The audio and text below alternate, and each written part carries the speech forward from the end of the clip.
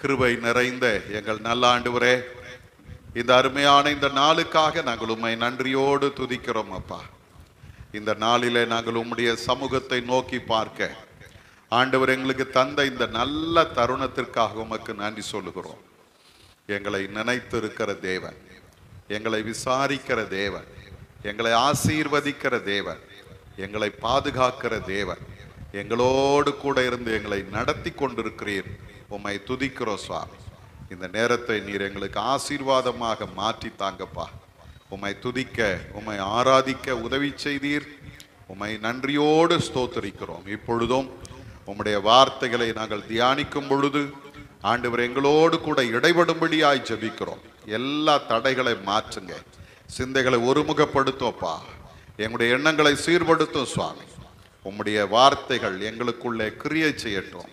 எல்லா கடினமான இருதயங்கள் உடைக்கப்படட்டும். கர்த்தருடைய சாட்சிகளாய் நாங்கள் மாறட்டும் சுவாமி.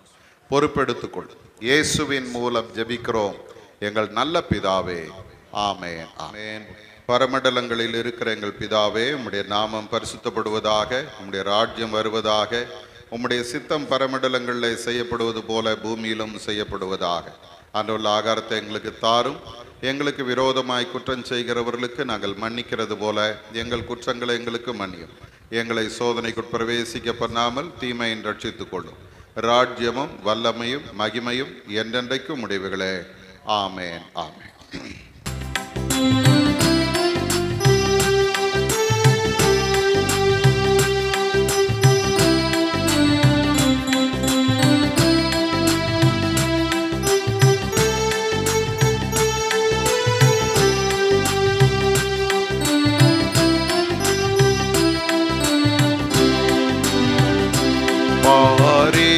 அருணோதயம் போ உதித்து வரும் இவர் யாரோ? அருணோதயம் போ உதித்து வரும் இவர் யாரோ? முகம் சூரியன் போல் பிரகாசம், சத்தம் பெருவெள்ள இறைச்சல் போலா. முகம் சூரியன் போல் பிரகாசம், சத்தம் பெருவெள்ள இறைச்சல் போலா. இயேசுவே ஆத்மநேசரே, சாரோனின் ரோஜாவும் லீலி புஷ்பமுமா. பதினாயிரங்களில் சிறந்தோ, பதினாயிரங்களில் சிறந்தோ. காட்டு மரங்களில் கிச்சிலி போ எந்த நேசரதோ நிற்கிறார். காட்டு மரங்களில் கிச்சிலி போ எந்த நேசரதோ நிற்கிறார். நாமம் ஊற்றுண்ட பரிமளமே, இன்பரசத்திலும் அதிமதுரம். நாமம் ஊற்றுண்ட பரிமளமே, இன்பரசத்திலும் அதிமதுரம். இயேசுவே ஆத்மநேசரே, சாரோனின் ரோஜாவும் லீலி புஷ்பமுமா. பதினாயிரங்களில் சிறந்தோ, பதினாயிரங்களில் சிறந்தோ. நாம் நின்ற வண்ணமாகவே முறை முறையாக வாசிக்க தெரிந்து கொண்ட வேத பகுதி சங்கீதங்களின் புஸ்தகம் 87ஆம் சங்கீதத்தை நாம் முறை முறையாக வாசிக்கலாம். சங்கீதம் 87. அவர் அஸ்திபாரம் பரிசுத்த பர்வதங்களில் இருக்கிறது.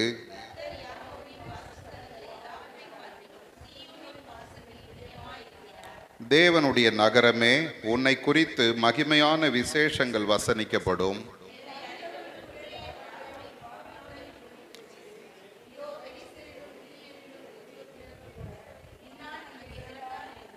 சீயோனை குறித்து இன்னான் இன்னான் அதிலே பிறந்தான் என்றும் சொல்லப்படும். உன்னதமானவர் தாமே அதை ஸ்திரப்படுத்துவார்.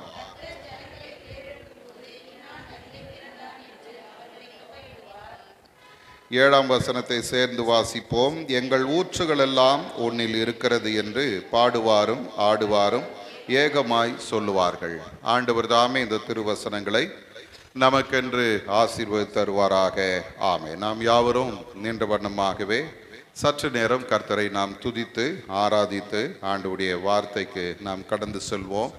இந்த அருமையான இந்த மாலை நேரத்தில் திரும்பவும் ஒரு விசை தேவ சமூகத்தில் நாம் கூடி வர ஆண்டவர் நமக்கு தந்த இந்த நல்ல தருணத்திற்காக நாம் எல்லாரும் உள்ளத்தின் ஆழத்திலிருந்து ஆண்டவரை நன்றியோடு ஸ்தோத்தரிப்போமா. இந்த நாளெல்லாம் கர்த்தர் நம்மை கண்மணி போல பாதுகாத்து அவருடைய கிருபையினாலும் இரக்கங்களினாலும் நம்மை முடிசூட்டி நம்மை இந்த நேரத்தில் அவருடைய பாதத்தில் கொண்டு வந்து நிறுத்தி இருக்கிறாரே, அதற்காக ஆண்டவருக்கு நன்றி சொல்வோம். ஹல்லேலூயா. ஸ்தோத்திரம் ஆண்டவரே, ஸ்தோத்திரம் அப்பா, உம்மை துதிக்கிறோம் சுவாமி. ஸ்தோத்திரம் ஸ்தோத்திரம் ஸ்தோத்திரம் ஸ்தோத்திரம் ஸ்தோத்திரம். கர்த்தர் நல்லவராய் எங்களோடு கூட இருக்கிறீரே, உமக்கு ஸ்தோத்திரம் அப்பா. கிருபை உள்ளவராய் எங்களோடு கூட இருக்கிறீரே, உமக்கு நன்றி சொல்லுகிறோம். தயவுள்ள கர்த்தர், நீர் எங்களோடு கூட இருக்கிறீரே, உமக்கு நன்றி சொல்லுகிறோம் ஆண்டவரே. எங்களை விசாரிக்கிற தேவன் எங்களோடு கூட இருக்கிறீர், நாங்கள் உம்மை நன்றியோடு ஸ்தோத்தரிக்கிறோம் அப்பா. நீர் பரிசுத்தராக வல்லமையுள்ள தேவனாக எங்களோடு கூட இருக்கிறீரே, நாங்கள் உம்மை நன்றியோடு துதிக்கிறோம் ஐயா. ஹல்லேலூயா ஹல்லேலூயா. கர்த்தருடைய கிருபை நம்மை இம்மட்டும் தாங்கி நடத்தி வருகிறதுக்காக ஆண்டவரை நன்றியோடு கூட ஸ்தோத்தரிப்போம். நாம் நிர்மூலமாகாதிருப்பது ஆண்டவருடைய கிருபை, அதற்காக கர்த்தருக்கு நன்றி சொல்வோம். ஹல்லேலூயா. அவருடைய சமூகத்தில் நாம் வந்திருப்பது கர்த்தர் நமக்கு பாராட்டின கிருபை, அதற்காக ஆண்டவருக்கு நன்றி சொல்வோம். ஹல்லேலூயா. ஆண்டவர் நம்முடைய எல்லா பலவீனத்திலும் பலன் தந்து நம்மை நடத்தி கொண்டிருக்கிறாரே, அதற்காக கர்த்தருக்கு நன்றி சொல்வோம். ஹல்லேலூயா. அவர் நம்மை காண்கிற தேவனாய் நம்மோடு கூட இருக்கிறார்.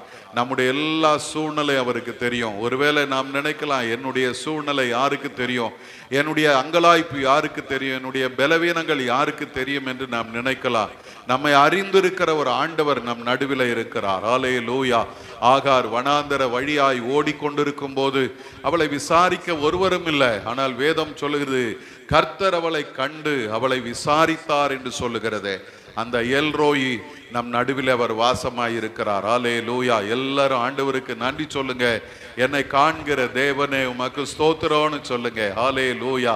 நம்முடைய கண்ணீரை காண்கிற தேவன் நம்மோடு கூட இருக்கிறார். நம்முடைய எல்லா சூழ்நிலையும் அவர் அறிந்திருக்கிற தேவன். ஹல்லேலூயா. எசேக்கியா கர்த்தருடைய சமூகத்தை நோக்கி மனம் கசந்து மிகவும் அழுதான் என்று வேதம் சொல்லுகிறது. ஆண்டவர் உடனே ஏசாயா மூலமாய் சொல்லி அனுப்புகிறார், உன் கண்ணீரை கண்டேன், உன் விண்ணப்பத்தை கேட்டேன். ஹல்லேலூயா. இந்த மாலை நேரத்தில் இங்கே வந்திருக்கிற அருமையான தேவ ஜனமே, உங்களுடைய கண்ணீரை காண்கிற ஒரு கர்த்தர் உங்களோடு கூட இருக்கிறார். ஹல்லேலூயா. ஒரு நாள் நாம் வெட்கப்பட்டு போக மாட்டோம். கர்த்தருடைய சமூகத்தில் நாம் வடிக்கிற ஒவ்வொரு சொட்டு கண்ணீருக்கும் கர்த்தர் நமக்கு பலன் தருகிறவராய் இருக்கிறார். ஒருபோது ஆண்டவர் நம்மை வெட்கப்படுத்த மாட்டார். சத்துருக்களுக்கு முன்பாக நமக்கு ஒரு பந்தியை ஆயத்தப்படுத்துகிற ஒரு உன்னதமான ஆண்டவர் நம்மோடு கூட இருக்கிறார். ஹல்லேலூயா. எப்பொழுது இவன் சாவான், எப்பொழுது இவன் பேர் அழியும் என்று சத்துரு காத்து கொண்டிருக்கும் போது நம்மை வாழ வைக்கிற ஒரு கர்த்தர் நம்மோடு கூட இருந்து சத்துருக்களுக்கு முன்பாக நம்மை தலை நிமிர்ந்து நிற்க பண்ணுகிற ஒரு ஆண்டவர் நம்மோடு கூட இருக்கிறாரு. எல்லாரும் ஆண்டவரை ஸ்தோத்திரிங்க. ஹல்லேலூயா.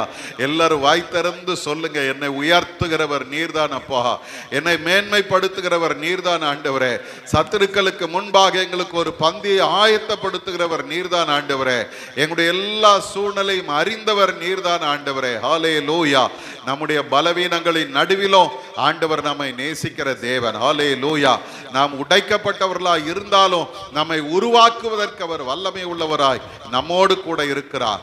நம்முடைய எல்லா வேதனைகள், பாடுகள், உபத்திரவங்களின் நடுவில் கர்த்தர் நமக்கு நல்லவராகவே இருக்கிறாரே, அதற்காக ஆண்டவரை ஸ்தோத்திரிங்க. ஹல்லேலூயா.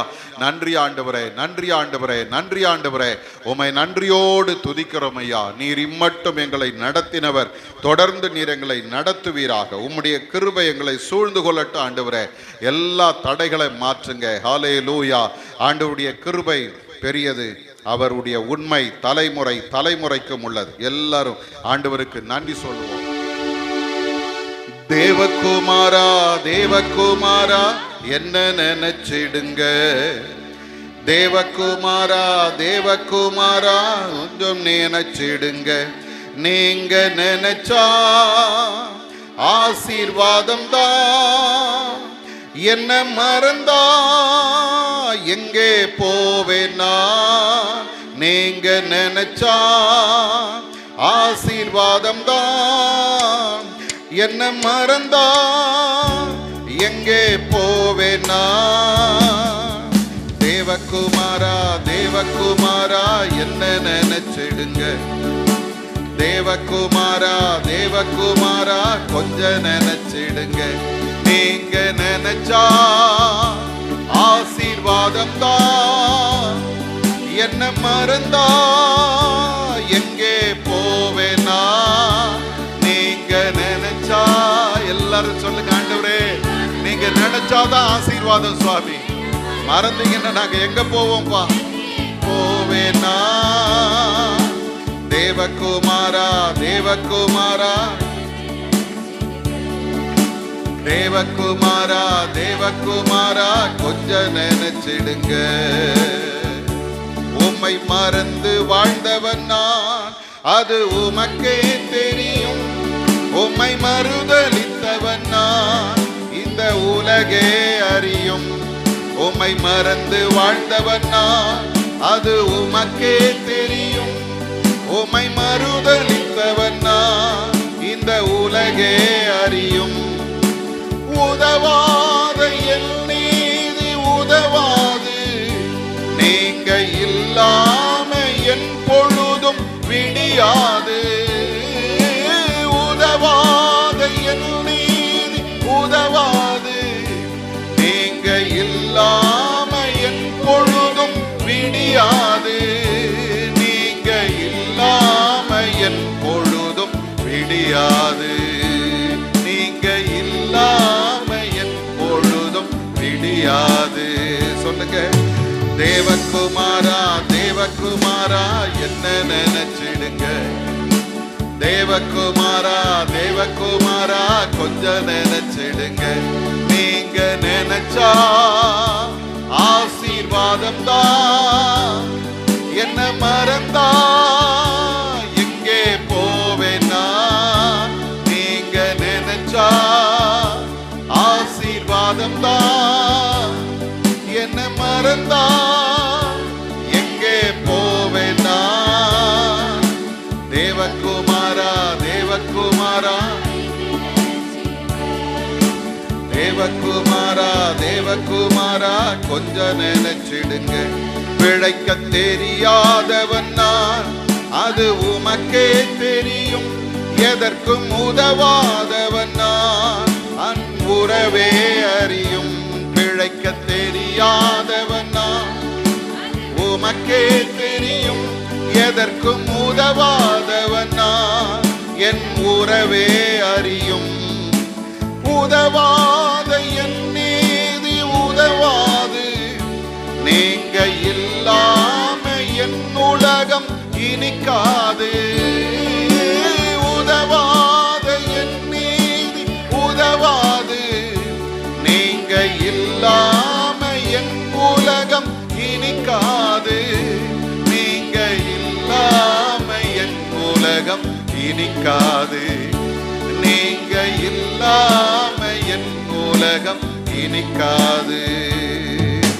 தேவகுமாரா தேவகுமாரா எல்லாரும் உள்ளத்தின் ஆழத்திலிருந்து சொல்லுங்க, அப்பா என்ன நினைச்சிருக்கப்பா, கொஞ்சம் நினைங்கப்பா. தேவகுமாரா தேவகுமாரா ஆமென். தேவகுமாரா தேவகுமாரா கொஞ்சம் நினைச்சிடுங்க. நீங்க நினைச்சா ஆசீர்வாதம் தான், என்ன மறந்தா எங்கே போவேனா. நீங்க நினைச்சா ஆசீர்வாதம் தான், என்ன மறந்தா எங்கே போவேனா. தேவகுமாரா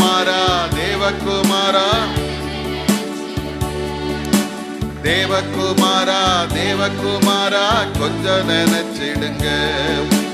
உடைந்த பாத்திரம் நான், அது உமக்கே தெரியும்.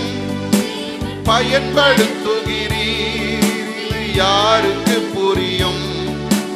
உடைந்த பாத்திரம் நான், அது உமக்கே தெரியும். தேவன் பயன்படுத்துகிறீர், இது யாருக்கு புரியும்? உதவாத என் நீதி உதவாது, நீங்க இல்லாமல் என் இதயம் இயங்காது. உதவாத என் நீதி உதவாது, நீங்க இல்லாம என் இதயம் இயங்காது. நீங்க இல்லாமல் என் இதயம் இயங்காது.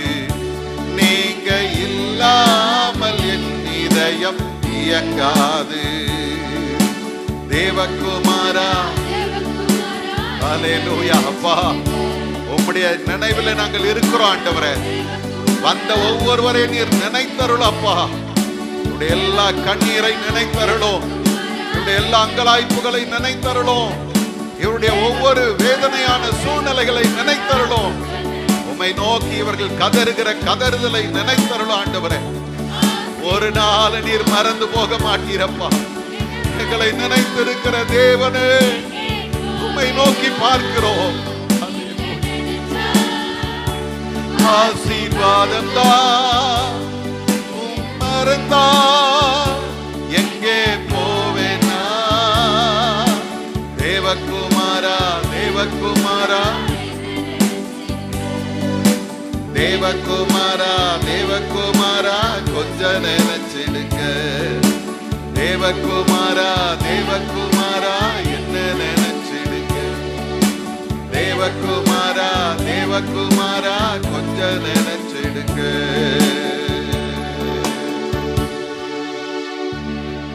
ஆண்டவருடைய சமூகத்தை நோக்கி கேட்போம். ஆண்டவரே, உடைந்த பாத்திரங்களாய் வந்திருக்கிறோம்ப்பா. எதற்குமே உதவாதவர்களாக இந்த இடத்துல நாங்கள் வந்திருக்கிறோம் ஆண்டவரே. ஒருவேளை இந்த உலகத்தின் பார்வையில நாங்கள் அற்பமாய் எண்ணப்பட்டு இருந்தாலும் உங்க பார்வையில நாங்கள் கனமுள்ளவங்களா இருக்கிறோமே. ஆண்டவரை பார்த்து சொல்லுங்கப்பா, என்னை நீர் நினைத்திருக்கிறீரே, உமக்கு நன்றின்னு சொல்லுங்க. அல்லேலூயா. ஒரு நாளும் கர்த்தர் நம்மை கைவிடவே இல்லை. அவர் எப்போது நம்மை நடத்தி கொண்டே இருக்கிறார். அவர் நம்மை பாதுகாக்கிறவராய் இருக்கிறார், பயன்படுத்துகிறவராய் இருக்கிறார். அல்லேலூயா. நம்முடைய நீதி எல்லாம் ஒன்றுத்துக்கும் உதவாது.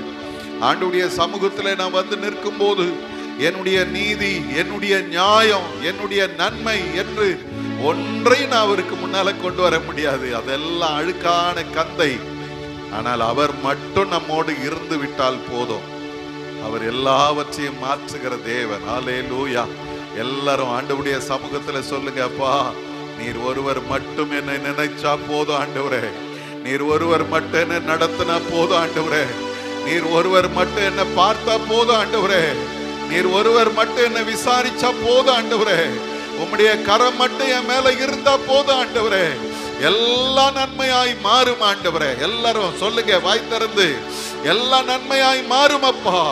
எல்லாம் ஆசீர்வாதமாய் மாறும் ஆண்டவரே. உம்முடைய ஆசீர்வதிக்கும் கரம் எங்க மேல அமரட்டும். அல்லேலூயா. ஆண்டவரே, உமக்கு ஸ்தோத்திரம் ஸ்தோத்திரம் ஸ்தோத்திரம். கர்த்தருடைய கரம் நம் ஒவ்வொருவரை இந்த நேரத்தில் தொட்டு ஆசீர்வதிக்கும்படி நீட்டப்பட்டு இருக்கிறது. ஆண்டவருடைய வல்லமை இந்த நேரத்தில் ஒவ்வொருவர் மேலும் பாய்ந்தோடி கொண்டிருக்கிறது. ஓ தேங்க்யூ லார்ட். ஆண்டவரே, உம்முடைய வல்லமை, உம்முடைய வல்லமை ஒவ்வொருவரையும் நிரப்பட்டப்பா. பலப்படுத்துங்க. நாங்கள் குறைவுள்ளவர்கள் தான், ஆனால் நீர் எங்களை நிறைவாக்குகிறதே. நாங்கள் பலவீனர்கள் ஆண்டவரே, நீர் எங்களை பலப்படுத்துகிறதே. நாங்கள் உம்மை நோக்கி பார்க்கும் போதெல்லாம் நீர் எங்களை மேன்மையாய் நடத்துவீர் சுவாமி. இந்த அருமையான நேரத்திலும் உங்கள் யாவரையும் ஆண்டவராகிய இயேசு கிறிஸ்துவின் இனிதான நாமத்தினாலே வாழ்த்துகிறேன், வரவேற்கிறேன். ஆண்டவர் தாமே இந்த நாளுக்கும் இந்த நேரத்திற்கும் உரிய எல்லா ஆசீர்வாதங்களினாலும் உங்களை நிறைத்து வழி நடத்துவாராக.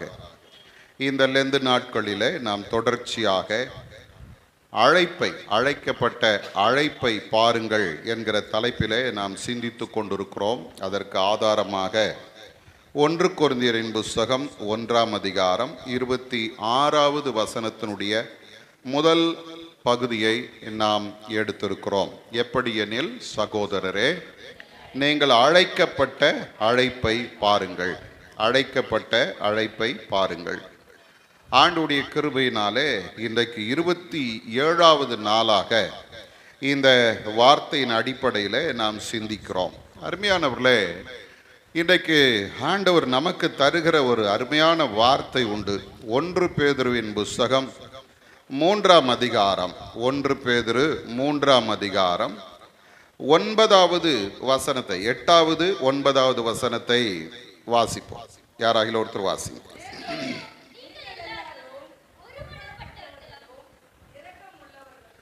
மேலும் நீங்கள் எல்லாரும் ஒருமனப்பட்டவர்களும் இரக்கமுள்ளவர்களும் சகோதர சிநேகமுள்ளவர்களும் மன உருக்கமுள்ளவர்களும் இணக்கமுள்ளவர்களுமாயிருந்து தீமைக்கு தீமையையும் உதாசனத்துக்கு உதாசனத்தையும் சரிகட்டாமல் அதற்கு பதிலாக நீங்கள் ஆசீர்வாதத்தை சுதந்தரித்து கொள்ளும்படி அழைக்கப்பட்டிருக்கிறவர்கள் என்று அறிந்து ஆசீர்வதியுங்கள். ஒரு அல்லேலூயா சொல்லுங்களேன். இன்னைக்கு ஆண்டவருடைய வேதம் உங்களை என்னையும் பார்த்து சொல்லுகிறது, நாம் அழைக்கப்பட்டிருக்கிறோம். எதற்காக அழைக்கப்பட்டிருக்கிறோம் தெரியுங்களா? ஆசீர்வாதத்தை சுதந்தரித்து கொள்ளும்படி நாம் அழைக்கப்பட்டிருக்கிறோம். அல்லேலூயா, அல்லேலூயா. அப்போ இந்த வசனத்தின் அடிப்படையில் நாம் பார்ப்போமானால், ஆசீர்வாதம் நமக்கு வைக்கப்பட்டிருக்கிறது. அந்த ஆசீர்வாதத்தை நாம் என்ன பண்ணணுமா? சொந்தமாக்கி கொள்ள வேணும், இல்லைங்களா? இன்னைக்கு நிறைய நேரங்களில் நாம் என்ன செய்கிறோம்னா, ஆசீர்வாதத்தை நாம் வேண்டிக் கொண்டு நிற்கிறோம். எனக்கு இந்த ஆசீர்வாதம் வேணும் ஆண்டவரே, எனக்கு இந்த ஆசீர்வாதம் வேணும் ஆண்டவரே, என்ன அப்படி பண்ணுங்க இப்படி பண்ணுங்க, நிறைய கேட்கிறோம் கடவுளிடத்துல. ஆனா இங்க பேதுரு சொல்லும் போது எப்படி சொல்றாரு பாருங்க, நாம் ஆசீர்வாதத்தை சுதந்தரித்து கொள்ளும்படி அழைக்கப்பட்டவர்கள். அல்லேலூயா. பக்கத்துல ஒரு கையை பிடிச்சி சொல்லுங்க, உனக்கு வச்சிருக்கிற ஆசீர்வாதத்தை நீ எடுத்துக்க. அல்லேலூயா. உனக்கு வச்சிருக்கிற ஆசீர்வாதத்தை எடுத்துக்க. எனக்கு ஒரு ஆசீர்வாதம் ஆண்டவர் வைத்திருக்கிறார். வேதத்தை நீங்க வாசி பார்த்தீங்கன்னா பவுல் அப்போஸ்தலன் சொல்றாரு, அதே போல ஏசாயா தீர்க்கதரிசி சொல்றாரு, கர்த்தாவே உமக்கு காத்திருக்கிறவர்களுக்கு நீர் ஆயத்தம் பண்ணி வைத்தவைகளை ஒருவருடைய கண் கண்டதும் இல்லை, காது கேட்டதும் இல்லை, ஒருவருடைய இருதயத்திலும் உணர்ந்ததில்லை என்று வேதம் சொல்லுகிறது. அப்ப ஆண்டவர் இந்த நமக்கென்று ஒரு பெரிய நன்மையை ஆயத்தம் படுத்தி வைத்திருக்கிறார். எத்தனை பேர் நம்புறீங்க?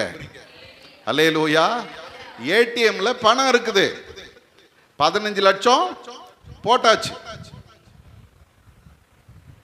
போய் எடுத்துக்க வேண்டியது யாருடைய வேலை? ஆமா, அதுக்காக இப்பயே போயிட போறீங்க? ஒன்றும் இருக்காது. சும்மா சொல்றேன், உதாரணத்துக்கு இருக்குது. அதை எடுத்துக்கொள்ள வேண்டியது யாருடைய கடமை? நம்முடைய கடமை. அப்போ ஆண்டவர் நம்மை அழைத்து இருக்கிறார். என்ன சொல்லி அழைக்கிறார் தெரியுமா? மகனே, மகளே, நீ ஆசீர்வாதத்தை சுதந்தரித்து கொள்ளும்படி நான் உன்னை அழைக்கிறேன், வா ஆசீர்வாதத்தை எடுத்துக்க அப்படின்னு ஆண்டவர் சொல்றார். ரொம்ப சந்தோஷமா இருக்குல்ல? அந்த ஆசீர்வாதத்தை சுதந்தரித்து கொள்ளும்படி நம்மை ஆண்டவர் அழைத்ததினாலே நாம் என்ன செய்ய வேண்டுமா? நாம் என்ன செய்யணும்? ஆசீர்வதிக்கணும். அல்லேலூயா. உங்களுக்கு எனக்கும் ஒரு பெரிய அழைப்பை கடவுள் கொடுக்கிறார். என்ன அழைப்பு தெரியுமா? ஆசீர்வாதத்தை சுதந்தரித்து கொள்ள நான் உன்னை அழைத்திருக்கிறேன், ஆகவே நீ மற்றவர்களை ஆசீர்வதிக்க வேண்டும். அல்லேலூயா. சபிக்கவே கூடாது. இன்னைக்கு நிறைய நேரங்கள்ல சாபம் நம்ம வாயில சாதாரணமா வந்துடுது. நீ நாசமா போயிடுவ, நீ உருப்படாம போவ, நீ அப்படி ஆவ, நீ இப்படி ஆவ, போதா குறைக்கு மண்ணெல்லாம் வாரி போட்டு நீ நாசமா போவ அப்படின்னு சொல்றாங்க. ஜாக்கிரதை. நம்ம என்ன சொல்றோமோ அதுதான் நமக்கு கிடைக்கும். அதை மறந்துடாதீங்க. ஒருவேளை நான் இந்த ஆசீர்வாதத்தை சுதந்தரித்துக் கொள்ள அழைக்கப்பட்டேன் என்கிற அந்த உணர்வோடு நான் மற்றவர்களை ஆசீர்வதிப்பேன், ஆனால் அந்த ஆசீர்வாதம் எல்லாம் எனக்கு கிடைக்கும். அல்லேலூயா, அல்லேலூயா. இன்னைக்கு நிறைய நேரங்களில் நம்ம உணராமல் சில காரியங்களை செய்து கொண்டிருக்கிறோம்.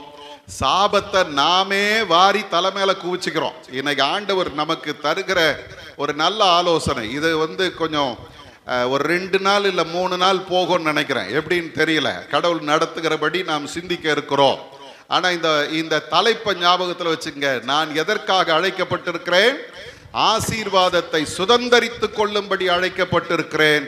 ஆகவே நான் ஆசீர்வதிக்கிறவர்களாய் வாழ வேணும். அப்போ ஆசீர்வதிக்கிறவர்களாய் வாழ வேண்டுமானால் முதல்ல அதுக்கு என்ன செய்யணும் அப்படின்னு பார்த்தீங்கன்னா, சில காரியங்கள் நீங்களும் நானும் செய்யணும். அப்போஸ்தலனாகிய பேதுரு அதை இங்கே கற்றுக் கொடுக்கிறார். மேலும் அந்த முந்தின வசனம் 8வது வசனம், மேலும் நீங்கள் எல்லாரும் ஒருமனப்பட்டவர்களாய் இருங்கள். முதல் ஆலோசனை என்ன தெரியுமா? ஆசீர்வாதத்தை சுதந்தரிக்க அழைக்கப்பட்டவர்கள் எப்படி இருக்கணுமா? ஒருமனப்பட்டவர்களாய் இருக்க வேண்டும். அல்லேலூயா. ஒரு மனம் அப்படின்னா என்ன அப்படின்னு நீங்க போய் கொஞ்சம் யோசிச்சு பார்த்தீங்கன்னா, நெட்ல போய் தேடினீங்கன்னா ஒன் மைண்ட் அப்படின்ற வார்த்தையை போட்டீங்கன்னா அங்க சொல்லுது, 2 பேர் ஒன்றை சிந்தித்து, ஒன்றையே யோசித்து, ஒன்றையே பார்த்து, ஒன்றையே உணர்ந்து வாழ்வதுக்கு பேர் தான் ஒரு மனம்.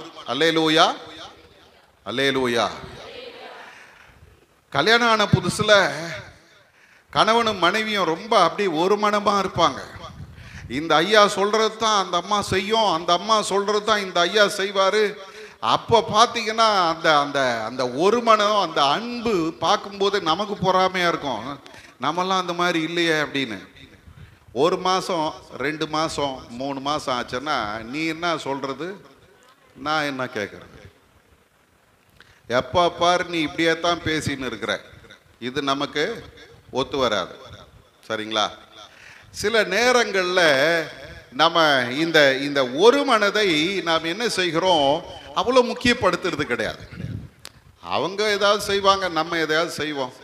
அவங்க ஏதாவது பேசுவாங்க, நம்ம ஏதாவது யோசிச்சுன்னு இருப்போம் அப்படின்ற சூழ்நிலை. ஆனால் வேதம் சொல்லுகிறது, ஒன்றையே யோசித்து, ஒன்றையே உணர்ந்து, ஒன்றாக பார்த்து செயல்படுவதற்கு பேர் தான் ஒரு மனம். அது எங்க ஆரம்பிக்குது? ஒரு குடும்பத்தில் ஆரம்பிக்குது. முதல்ல கணவன் மனைவிக்குள்ள, பிள்ளைகளுக்குள்ள இந்த ஒரு மனம் இங்க ஆரம்பிச்சு அடுத்தது எங்க வருது தெரியுமா? அடுத்து அவங்க குடும்பத்தின் மக்களுக்குள்ள அந்த ஒரு மனம், அடுத்தது சபைக்குள்ள ஒரு மனம், சமுதாயத்துக்குள்ள ஒரு மனம். இன்றைக்கு அருமையான தேவஜனமே, கர்த்தர் நம்மிடத்துல இந்த லெந்து நாட்கள்ல எதிர்பார்க்கிற முதல் காரியம் என்ன அப்படின்னு பார்த்தீங்கன்னா, நான் ஆசீர்வாதத்தை சுதந்தரித்துக் கொள்ள அழைக்கப்பட்டிருக்கிறேன். ஆகவே நான் மற்றவர்களோடு ஒருமனப்பட்டு இருக்க வேண்டும். அல்லேலூயா. பிலிப்பியர் 4ஆம் அதிகாரம் 2வது வசனத்தை நீங்கள் வாசித்து பார்ப்பீர்களானால், அங்கே பவுலப்போஸ்தலன் 2 சகோதரிகளுக்கு ஆலோசனை சொல்றார். வாசிங்க, பிலிப்பியர் 4ஆம் அதிகாரம் 2வது வசனம். கர்த்தருக்குள் ஒரே சிந்தையாய் இருக்க யயோதியாளுக்கும் சிந்திக்கையாளுக்கும் புத்தி சொல்லுகிறேன். அருமையானவர்களே, இந்த வசனத்தை நீங்க பார்த்தீங்கன்னா, பிலிப்பு சபையில 2 ஊழியக்காரிகள் இருந்தாங்க.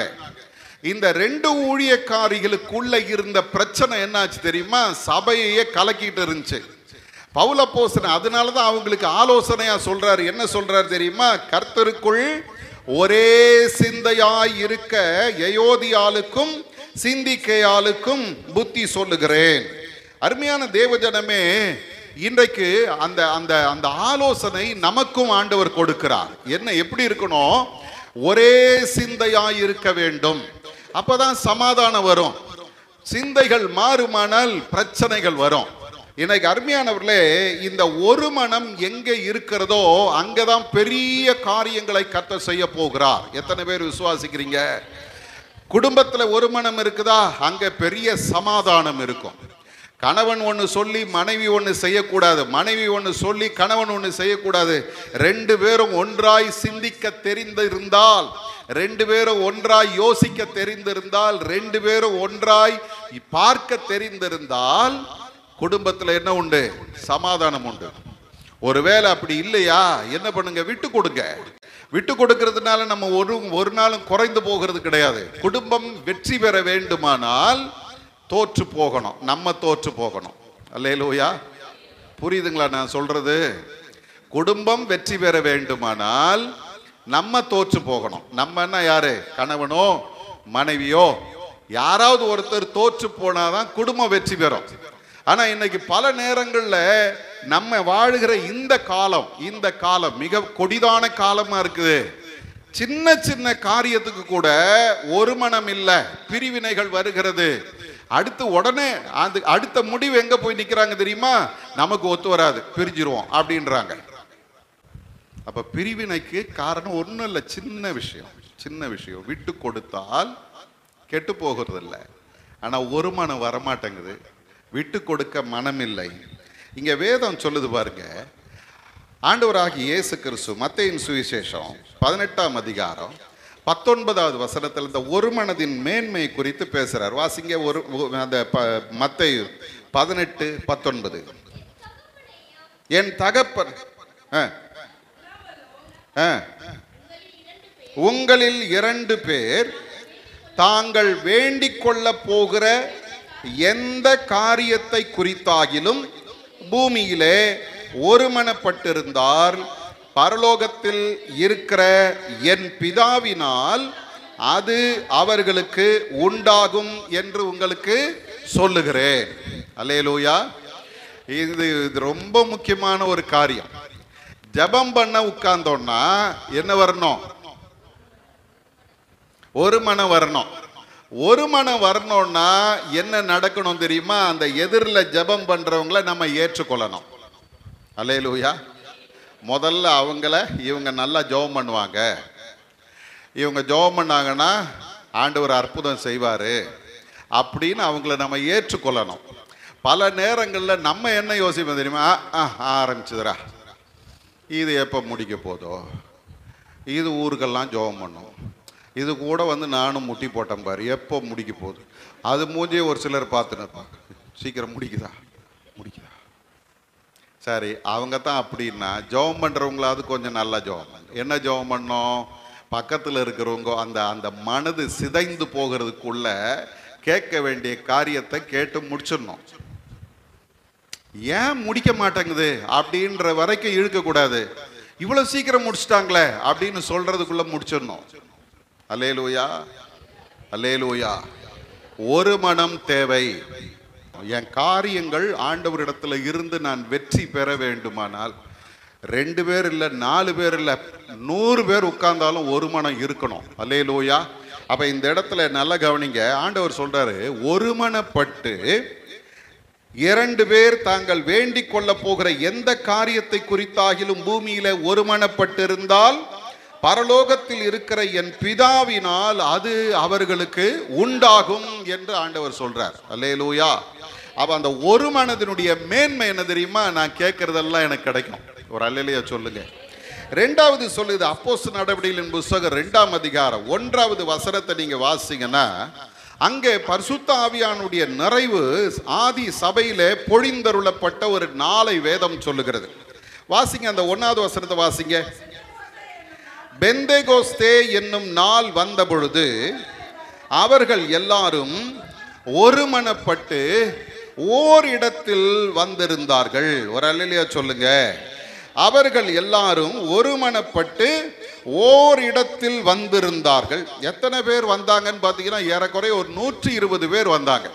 எத்தனை பேர்? 2 பேர் வீட்டில் உட்காந்து ஜெபம் பண்ணாவே ஒரு மனம் வர மாட்டேங்குத. 120 பேர் உட்கார்ந்து ஜெபம் பண்றாங்க.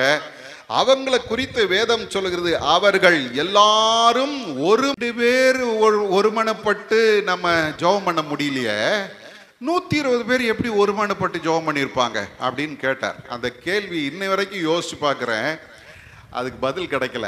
அப்போ அவங்களுடைய நோக்கம், அவருடைய எண்ணம், அவருடைய உணர்வு எல்லாமே ஒரே நோக்கமா இருந்துச்சு. ஆண்டவர் வாக்குத்தத்தம் பண்ணின அந்த பரிசுத்த ஆவியை நான் பெற்றுக்கொள்ள வேணும், அந்த வாஞ்சை மட்டுமே இருந்தது. அல்லேலூயா. அவங்க சாப்பாட்டை மறந்து இருப்பாங்க, அவங்களுடைய எல்லாத்தையும் தாகத்தை மறந்து இருப்பாங்க. அங்க போன இங்க போன, அந்த வேலை இருக்கு இந்த வேலை இருக்கு, எல்லாத்தையும் மறந்து இருப்பாங்க. ஒரே சிந்தையோடு கூட இருந்தார்கள். கர்த்தருடைய ஆவியானவர் இறங்கி அற்புதங்களை செய்தார். அல்லேலூயா. அப்போ ஓரிடத்துல ஒருமனப்பட்டு கூடினால் கர்த்தருடைய வல்லமையை நாம் பார்க்க முடியும். அல்லேலூயா. சபையில் நாம் கூடி வரும்போது நம்ம ஆண்டவர்கிட்ட கேட்கணும், ஆண்டவரே ஒரு மனதின் ஆவியை தாங்க, உம்முடைய வல்லமையை நாங்க பார்க்கணும். அல்லேலூயா. அதே போல இந்த 2ஆம் அதிகாரத்தில் 46, 47 வசனத்தை பார்த்தீங்கன்னா அங்கே ஒரு மனதை காண்பிக்கிற வேதம் சொல்லுது. வாசிங்க. அவர்கள் ஒருமனப்பட்டவர்களாய் தேவாலயத்திலே அனுதினமும் தரித்திருந்து வீடுகள் தோறும் அப்பம் பிட்டு மகிழ்ச்சியோடும் கபடமில்லாத இருதயத்தோடும் போஜனம் பண்ணி தேவனை துதித்து ஜனங்கள் எல்லாரிடத்திலும் தயவு பெற்றிருந்தார்கள். ரட்சிக்கப்படுகிறவர்களை கர்த்தர் அனுதினமும் சபையிலே சேர்த்து கொண்டு வந்தார். 3வது, சபை வளர்ச்சி அடையும்படியாக ஒரு மனம் அங்கே இருந்தது. எப்படிப்பட்ட ஒரு மனம் தெரியுமா? அவங்க ஒருமனப்பட்டு அனுதினமும் கூடி வந்து அவங்க என்ன பண்ணாங்களாம்? வீடுகள் தோறும் அப்பம் பிட்டு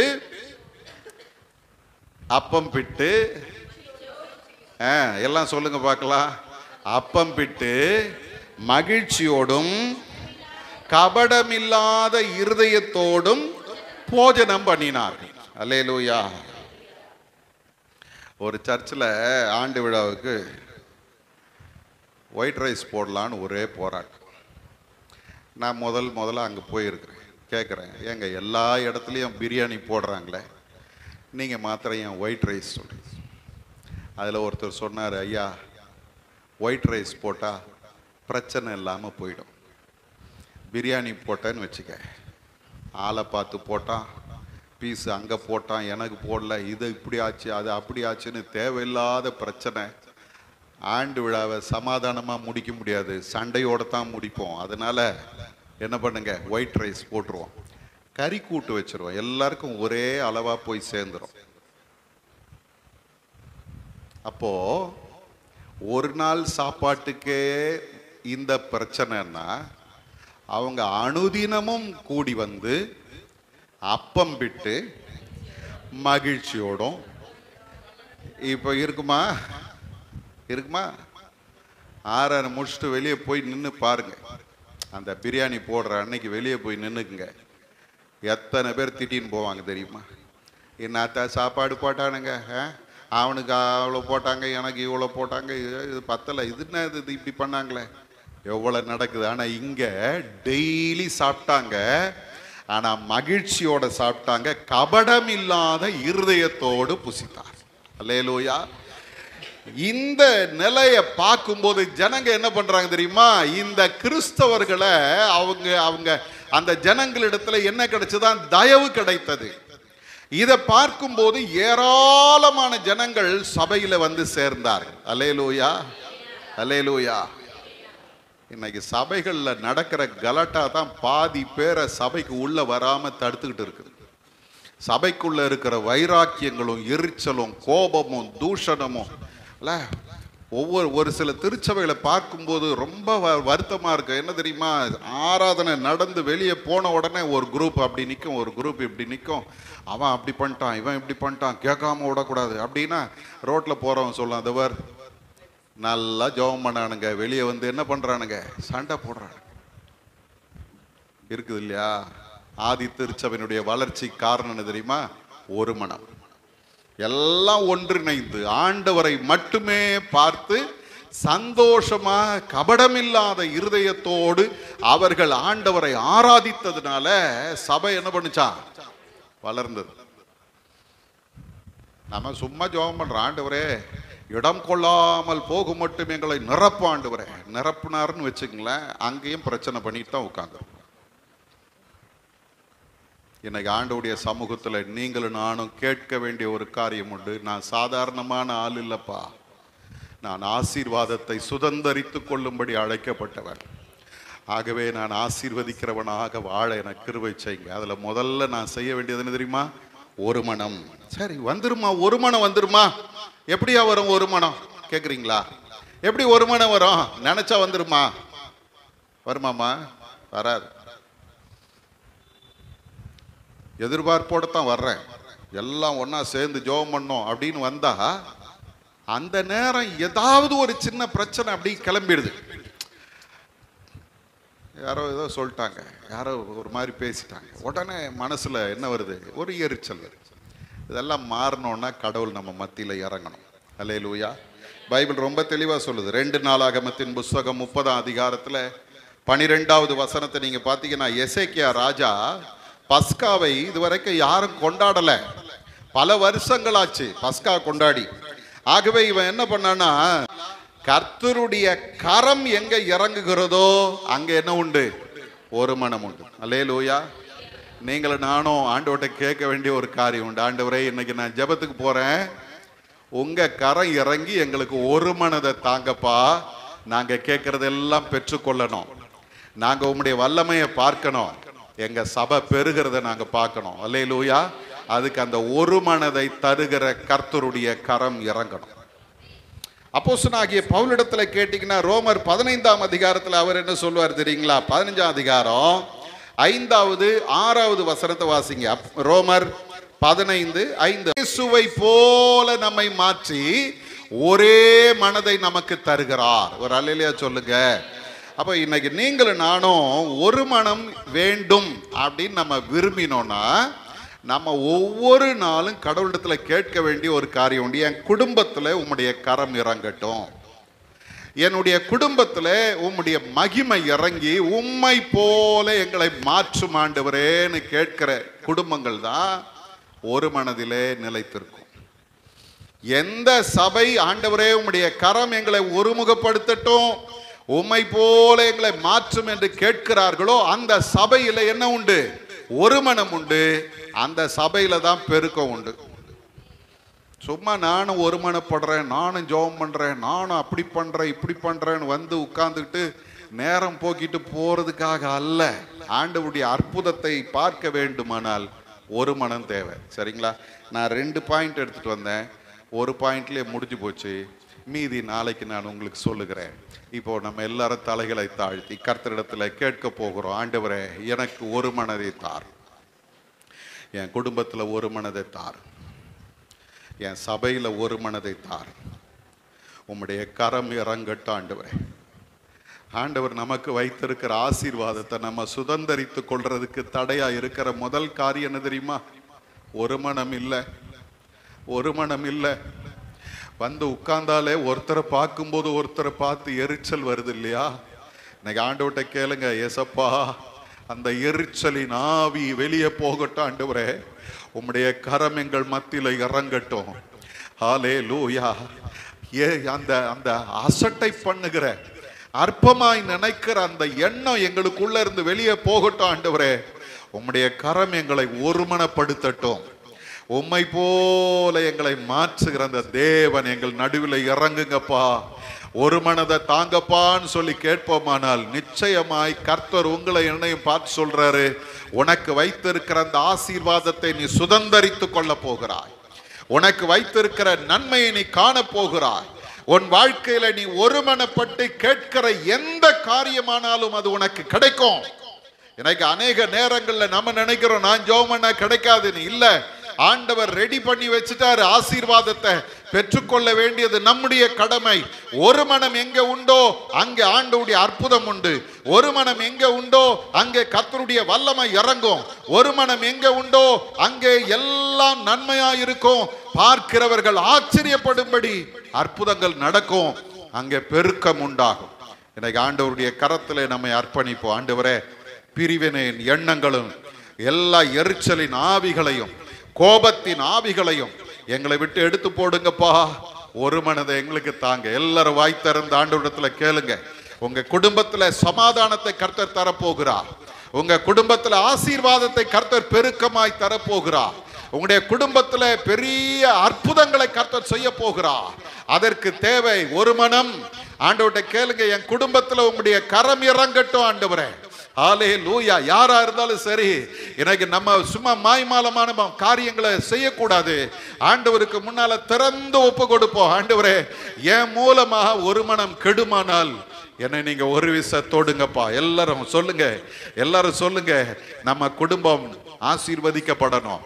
நாம் மனிதரிடத்துல தயவு பெற்று அந்த அந்த தயவினாலே நாம் பெருக போகிறோம். எல்லாரும் சொல்லுங்க, நான் பெருக போகிறேன், நான் பெருக போகிறேன்.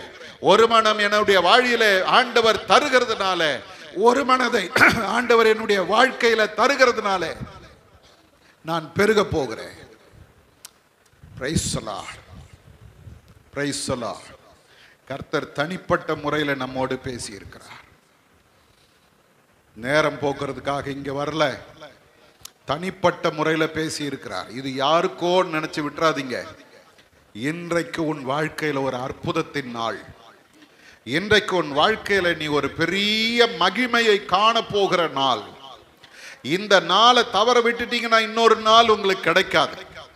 இன்னொரு நாள் இது போல ஆண்டவர் உங்களோடு கூட அன்பா பேசுகிற ஒரு நேரம் கிடைக்காது. இந்த குளிர்ச்சியான நேரத்தில் கர்த்தர் நம்மிடத்துல சொன்ன அந்த ஆலோசனையை பற்றி கொள்வோமா? ஏக சிந்தையா இருங்கள் என்று உங்களுக்கு புத்தி சொல்லுகிறேன் என்ற பவுலினுடைய வார்த்தையின்படியே, ஆண்டவரே, நாங்க ஏக சிந்தை உள்ளவர்களாய் ஒன்றையே நாங்கள் சிந்தித்து, ஒன்றையே நாங்கள் யோசித்து, ஒன்றையே நாங்கள் நினைத்து செயல்பட எங்களை நடத்தும். பரிசுத்தமுள்ள எங்கள் நல்ல ஆண்டவரே, இந்த அருமையான நேரத்துக்காக ஸ்தோத்திரம். நாங்கள் குறைவுள்ளவர்கள் அப்பா. எங்களுக்கும் இந்த மாம்சீகம் பல நேரங்களில் எங்களுடைய சுயம் எங்களை அடுத்தவர்களை அற்பமாய் நினைக்க வைக்கிறது, அடுத்தவர்களை எரிச்சலோடு பார்க்க வைக்கிறது. ஆனால் இந்த சுயத்தை உம்முடைய கரத்தில் ஒப்பு கொடுக்கிறோம். ஆண்டவருடைய கரம் எங்கள் மத்தியில் இறங்குமானால் ஒரு மனதை நீர் தருவீரப்பா. உம்மை போல எங்களை மாற்றுவீர் ஆண்டவரே. இன்றைக்கு நாங்கள் தியானித்த இந்த வார்த்தையின்படி அந்த ஒரு மனதை எங்களுக்கு தாரும். எங்களுடைய குடும்பத்தில் ஆகட்டும், சபையில் ஆகட்டும், நாங்கள் ஒருமனப்பட்டு கேட்கிற எல்லாவற்றையும் நீர் எங்களுக்கு தரப்போகிறீர். நாங்கள் ஒருமனப்பட்டு எந்த காரியத்துக்காக ஜெபிக்கிறோமோ அங்கெல்லாம் உடைய வல்லமை நாங்கள் பார்க்க போகிறோம். நாங்கள் ஒருமனப்பட்டு எந்த இடத்துல நாங்கள் கூடி வருகிறோமோ அந்த இடம் பெருக போகிறது. இன்றைக்கு அந்த அற்புதத்தை நீர் எங்களுடைய வாழ்க்கையில செய்ய போகிறதுக்காக உமக்கு நன்றி சொல்லுகிறோம் ஆண்டவரே. நீர் எங்கள் ஒவ்வொருவரையும் பொறுப்பெடுத்துக் கொள்ளும், கிருபையை தாரும், சமாதானத்தினால் நிரப்பும். வரும் நாட்கள் உம்முடைய அற்புதத்தின் நாட்களாய் இருக்கட்டும். இயேசுவின் மூலம் ஜெபிக்கிறோம் பிதாவே. ஆமென், ஆமென்.